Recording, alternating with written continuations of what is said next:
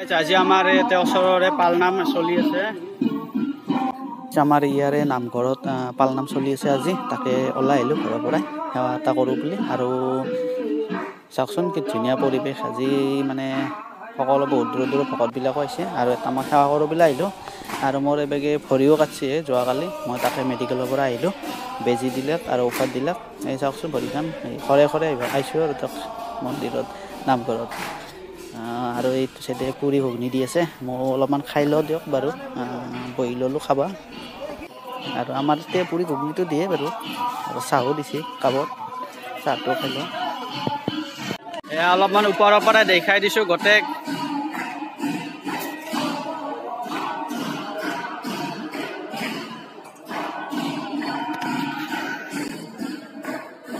মোক কেনেকুৱা লগা হৈছে, গোটেই দেখাই দিলোঁ কেনেকুৱা লগা হৈছে ক'ব।